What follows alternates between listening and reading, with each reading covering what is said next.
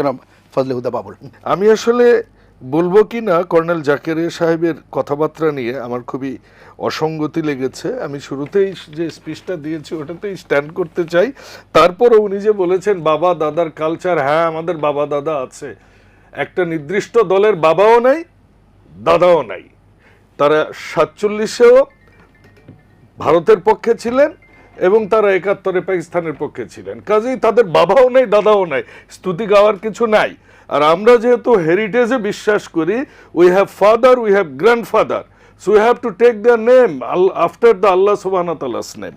So I think we need not to learn politics from all these extremist people who talks bullshit always. They do not have a political culture, nor the language, nor the tone. বিরোধী দলীয় নেতা খুব ভালো বলছেন সংসদে, আমরাও সেটা বলছি। সংসদে আমরাও বেশ কয়েকবার বলেছি বিরোধী দলীয় নেতা খুবই ভালো, খুবই সুললিত কণ্ঠে উনি এই সুন্দর বক্তব্য দেন সংসদে। কিন্তু যখনই উনি সংসদ থেকে বের হয়ে যান তারপরে ওনার মাথাটা আউলায় যায়, উল্টাপাল্টা কথা বলেন। দেখুন সৌরভ ভাই, আপনার মনে আছে এখানে 90-এ বিএনপি ক্ষমতা গঠনের পর বোধহয় প্রায় 2-2.5 মাস ক্ষমতা থেকে টেনে নামা হয়। শেখ হাসিনা বলেছিলেন একটা কথা, সূক্ষ্ম কারচুপি হয়েছে, কিন্তু 3 বছর পর আন্দোলন শুরু করেছিলেন, বিভাগের সমাবেশ শুরু করেছিলেন। আপনি দেখুন এরশাদ যখন ক্ষমতায়, তখনও কিন্তু বিএনপি আওয়ামী লীগকে কুলিং টাইম দিয়েছিল। আপনি খেয়াল করে দেখবেন 96 আওয়ামী লীগ যখন ক্ষমতায়, বিএনপি কিন্তু প্রায় 3-4 মাস, প্রায় 2.5-3 বছর পর আন্দোলনে নেমেছে। 99-এ 4 দলীয় জোট হলো, না 99-এ এসে 4 দলীয় জোট হলো, 2001-এও কিন্তু এভরি টাইম তো ওনারা সংসদে এসে বাইরে যে বলে টেনে নামাবে, হেসে নামাবে, ধর মুরগি কর জবাই, এরকম একটা অবস্থা রে ভাই। হ্যাঁ, উনি আরো কিছু অনেক কথা বলেছেন, শিশু দর্শন, বসিলা নদীতে লাশ, তারপর বাদীকে থানা থেকে ছাড়াই নিয়ে চাঁদাবাজ, এগুলো কমন কথা বলেছেন। এই কমন কথাগুলো শুনতে খুব সুন্দর লাগে। আমরা দেখেছি চাঁদাবাজি কারা করেছে, 11,000 কোটি টাকা শুধু নির্বাচনের সময় ওনাদের প্রিয় বলেছে কি মায়ের কোলে ফেরত এসেছে। সেই মায়ের বাবারা কিভাবে 1100 কোটি টাকা নিয়ে নির্বাচন করেছে সেটা সংসদে মাননীয় স্বরাষ্ট্রমন্ত্রী বলেছেন, এবং এটার বিচার হবে, ওয়েট অ্যান্ড সি, জাতি দেখতে পাবে। আর উনি যে কথাটা বলেছেন প্রশাসনের কথা, এই প্রশাসন যেটা আছে, এই প্রশাসনে টপ লেভেল হয়তো সচিবগুলো চেঞ্জ হচ্ছে, নিচের লেভেল আপনি ওসি বলেন, ডিসি বলেন, ইওনো বলেন, এসপি বলেন, এবং বিভিন্ন মন্ত্রণালয়ের অধিদপ্তরের পিডি বলেন, সব কিছুই গত 18 মাসে, এবং সবচেয়ে বড় কথা শিক্ষা ক্ষেত্রে এবং বিচার বিভাগে তারা খুব সুন্দর করে সাজিয়ে গিয়েছে। সেগুলাই কিন্তু আছে এখনো, এগুলো চেঞ্জ হবে ইনশাল্লাহ। কারণ দলীয় এজেন্ডা বাস্তবায়ন করতে গেলে, যেটা আমি আগেই বলেছি, বিএনপির দলীয় এজেন্ডা হচ্ছে দেশের এজেন্ডা, সেই এজেন্ডা বাস্তবায়ন করতে গেলে তাদের মতো লোক লাগবে, এবং এটা আমরা বিশ্বাস করি এটাই হবে আগামীতে। সুশাসন প্রতিষ্ঠা যদি আমরা করতে না পারি, দেখেন না করতে পারি কি না পারি। দেখুন ডেমোক্রেসি আর বিপ্লব দুটো দুই জিনিস। ডেমোক্রেটিক ওয়ে ট্রায়াল অ্যান্ড এররের মধ্যে হয়।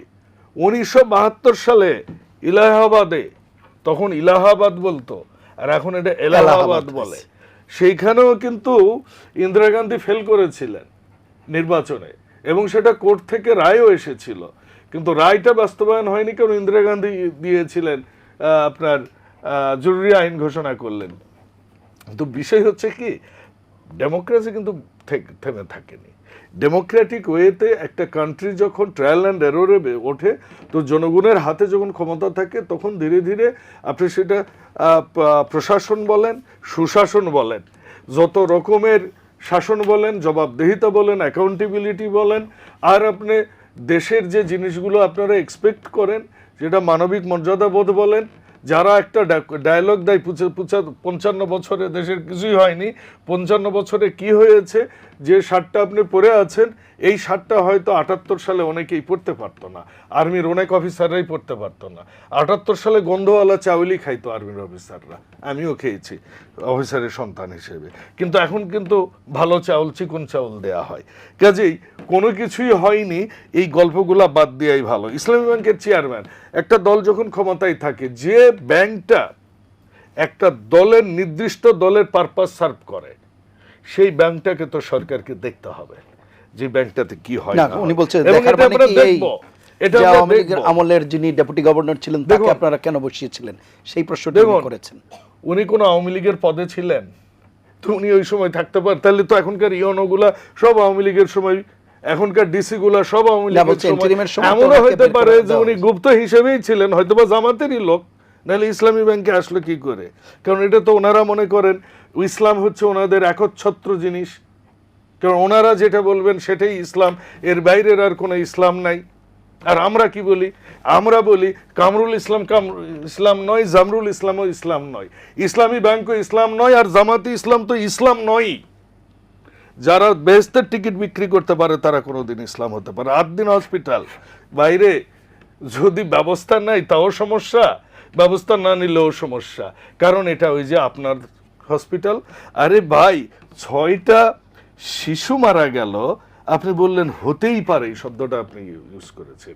যে 6টা শিশু মারা গেছে ওই 6টা মা বাবা জানে তার কি হারিয়েছে, চোখের সামনে অব্যবস্থাপনা, বেকারির ফ্যাক্টরি, আর আপনি বলতেছেন মিডিয়াতে এসেছে আপনি এটার জন্য দুঃখ প্রকাশ করছেন। আরে ভাই, কম দামে দিলে এই যে জিনিস ভালো হবে কে বলছে? তাহলে কম দামে দিলে আপনি এত সুন্দর জায়গায় থাকেন কেন ভাই? বস্তিতে যায় থাকেন না, ক্যান্টনমেন্টের মতো এত দামি জায়গায় তো থাকবার দরকার নাই। ডিওএইচএস কেন বানান আপনারা?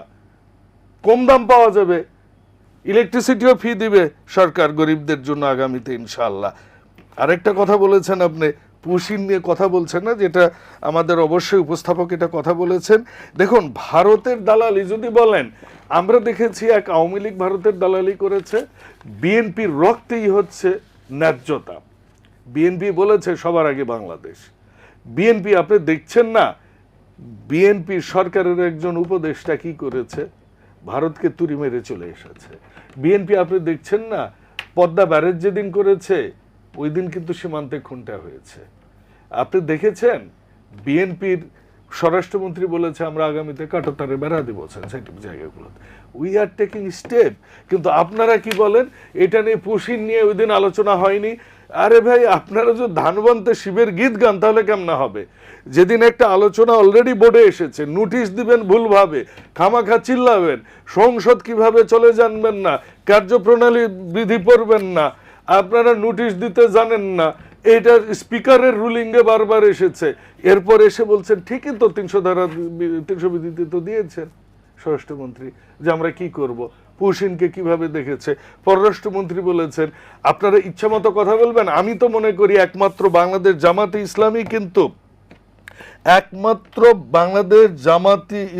কিন্তু ইয়ে করছে, ভারতের দালালি করছে। কিভাবে?